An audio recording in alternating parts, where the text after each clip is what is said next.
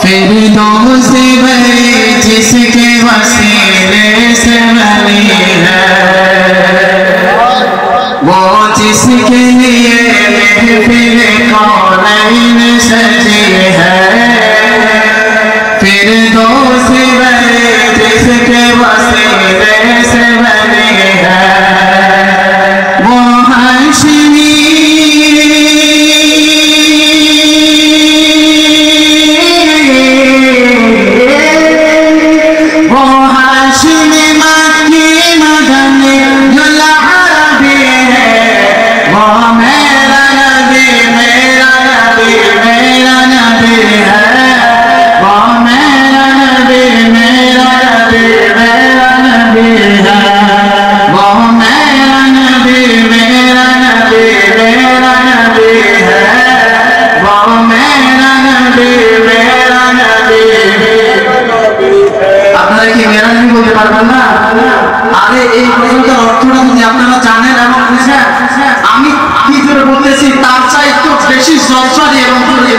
सुबहानाल्लाह बोला ना भाई।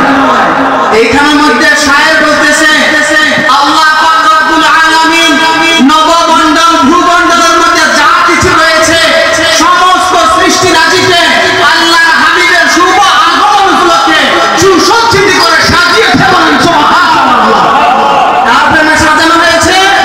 এই জন্য শায়ের বলতেছে वो जिसके लिए महफिल कौनैन सजी है, फिरदौस वही जिसके वसीले से बनी है, वो हाशिमी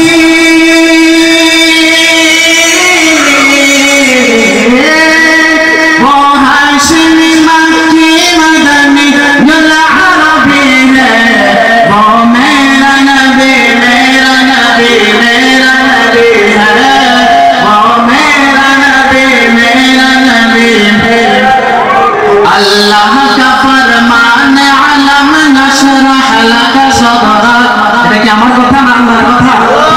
আল্লাহ রাব্বুল আলামিন কোরআনুল হাকিমে বলতেছে যে পৃথিবীর মানুষ তোমরা আমার নবীর শান শওকত কি বর্ণনা করবা, আমি আল্লাহ রাব্বুল আলামিন আমার রাহমাতুল লিল আলামিনের শান শওকত বর্ণনার দায়িত্ব নিয়ে নিলাম। আরো জোরে সুবহানাল্লাহ। এজন্য আল্লাহ রাব্বুল আলামিন কোরআনের মধ্যে বলতেছে আল্লাহ का फरमान अलम नशरह लक सदरक, मंसूब है जिसे वरफ़अना लक ज़िक्रक। जिस जात का कुरान,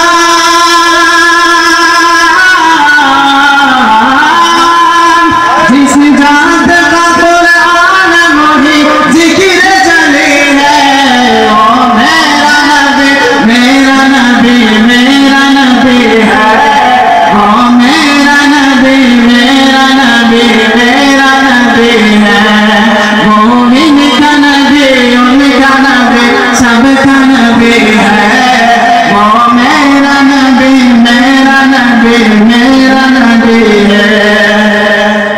वशम्स दुहा चेहरा ये अनवर की झलक है, वल्लैल सजा के सोए हजरत के रजत है। আরে শায়ের বলতেছে যে আমার মুখে আমার প্রিয় মাহবুব নবীজির প্রশংসা কি করব।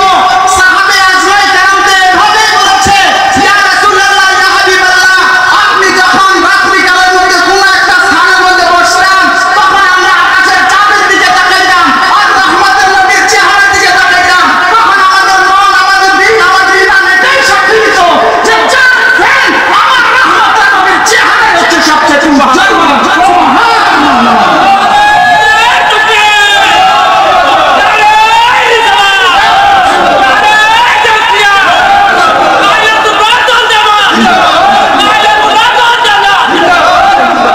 আরে ভাই সাহাবে আজমাই কালাম একটু পরে শুধু শেষ হয় নাই, বলতেছি ইয়া রাসূলুল্লাহ ইয়া হাবিবাল্লাহ, আপনার মাথার কেশ মোবারকের মধ্যে যে চুল রয়েছে সেই চুলের সৌন্দর্য এতই বেশি আর চাঁদের চাইতে আরো বেশি সুন্দর। আল্লাহু আকবার বলেন না সবাই। এই হচ্ছেন আমার নবী আপনার নবী দুই জাহানের বাদশা নবী, যেই নবীর প্রেমে বদর যুদ্ধের মধ্যে জানের মায়া করে নাই, নিজের ইজ্জতের মায়া করে নাই, নিজের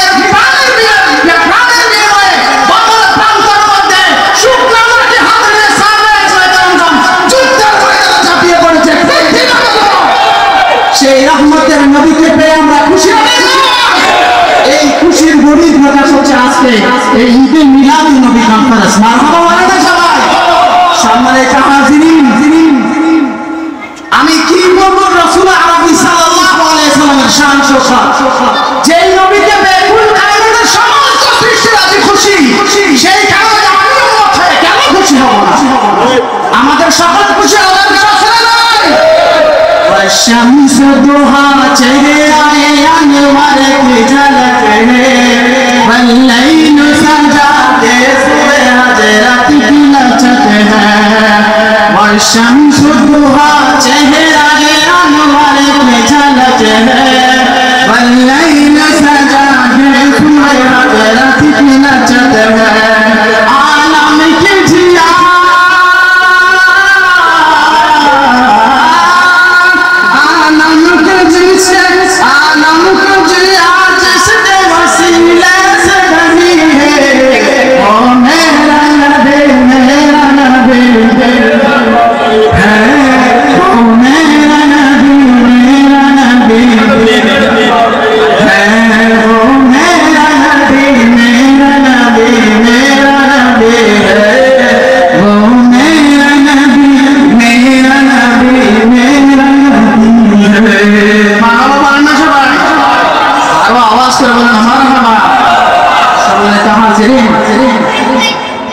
মিলাদুন নবী সাল্লাল্লাহু আলাইহি ওয়াসাল্লামের কনফারেন্সের মধ্যে আমরা এসেছি। যে মিলাদুন নবীর কনফারেন্স আজকের এই রাজীব শাহীন ময়দানে শুধু হয় না, আল্লাহ পাক রব্বুল আলামিন এই পৃথিবীর জমিনের মধ্যে যত নবী, যত রাসূল আল্লাহ ইসলাম কায়েম করার জন্য, মানব জাতিকে হেদায়েত করার জন্য যত নবী এবং রাসূলকে পাঠিয়েছেন, সমস্ত নবী এবং রাসূলদেরকে নিয়ে আলোরে আলোর মধ্যে মিলাদুন নবীর মাহফিল সাজিয়েছে। সুবহানাল্লাহ, আওয়াজ দেবেন না সুবহানাল্লাহ। আমি এখান থেকে একটা বিষয় ঘোষণা করে দিচ্ছি যে মিলাদুন নবীর কনফারেন্স এটা আদায় করা সুন্নাতে আলাহি। কেননা স্বয়ং রব্বুল আলামিন আলোরে আলোর মধ্যে মিলাদুন নবীর কনফারেন্স করেছেন। বলেন না সুবহানাল্লাহ। আল্লাহ পাক রব্বুল আলামিন কোরআনেতে এমনটাই বলেছেন। আমি তো কোরআন থেকে বলতেছি না, যদি ধরতে হয় আমাকে না ধরে কোরআনকে ধরেন, যদি ধরতে হয় আল্লাহকে জিজ্ঞাসা করেন যে আল্লাহ আপনি কিভাবে এই কাজটা করলেন। আমাকে ধরার দরকার নাই। শুনে যান, জেনে যান, বুঝে যান। আল্লাহ পাক রব্বুল আলামিন কোরআনের মধ্যে বলতেছেন ওয়া ইযা আখাযাল্লাহু মিসাকান নাবিয়্যিন, যে আল্লাহ রাব্বুল আলামিন বলতেছেন সমস্ত নবী এবং রাসূলদেরকে নিয়ে আল্লাহ আল্লাহর মধ্যে একটা মাহফিল সাজাইলেন। সেখানের মধ্যে ওনার স্পিকার একজন ছিলেন, তিনি হচ্ছেন আমার আল্লাহ। কে? আল্লাহ পাক রব্বুল আলামিন বক্তৃতা দিচ্ছেন। আজকে আমি আপনাদের সামনে কথা বলতেছি, কিন্তু আল্লাহ রাব্বুল আলামিন সমস্ত নবীদেরকে, সমস্ত আম্বিয়া কেরামদেরকে উদ্দেশ্য করে সেমিনার করলেন। আর ওই সেমিনারটাই মূল প্রতিপাদ্য ছিল রাহমাতুল লিল আলামিন। সুবহানাল্লাহ বলেন না সবাই। আল্লাহ বলতেছেন যে যখন আমি তোমাদের কাছ থেকে অঙ্গীকার নিতেছি এই মর্মে যে আমি তোমাদেরকে হিকমত দান করব, আমি তোমাদেরকে জ্ঞান দান করব, যে এই জ্ঞানের ভিড় বন্ধুলতে পৃথিবীর জমিনের মধ্যে অজ্ঞ, মূর্খ, বর্বর, মূর্তি পূজারী যারা আছে তাদেরকে তোমরা আমি রব্বুল আলামিনের দিকে আহ্বান করবা। আর যখন আহ্বান করতে গিয়ে রাহমাতুল লিল আলামিন খুশি হয়ে যাবে, তখন তোমরা তোমাদের নবুয়তের দায়িত্ব ছেড়ে দিয়ে রাহমাতুল লিল আলামিনের পরিবার আনবে। বলেন সুবহানাল্লাহ। আল্লাহ আওয়াজ মধ্যে এটা কে বলতেছেন নাকি আমি ওখানে গিয়ে বলছি? তো যদি ধরতে হয় মিলাদুন নবীর কনফারেন্স, আল্লাহ হাবিব সাল্লাল্লাহু আলাইহি ওয়াসাল্লাম কোন দুনিয়াতে আসেন আগে আল্লাহ রাব্বুল আলামিন আম্বিয়া কেরামদেরকে নিয়ে মিলাদুন নবীর মাহফিল করতে বলেন সুবহানাল্লাহ। আওয়াজ দেবেন না সুবহানাল্লাহ। আজকে আমরা এখানে মিলাদুন নবীর কনফারেন্সের মধ্যে অল্প কিছু সংখ্যক লোক এখানে এসেছি, ঠিক না বলেন? নারিসর গ্রামের মধ্যে সমস্ত মানুষদের বাদ দিলাম এই চান্দের শাহীন ময়দানের পাশে যে মসজিদটা রয়েছে, সেই মসজিদে আজকের জুমার মধ্যে যারা এসেছে তারা যদি আসতো তাহলে যাওয়া হইতো কিনা বলে? কিছু মানুষ এসেছে,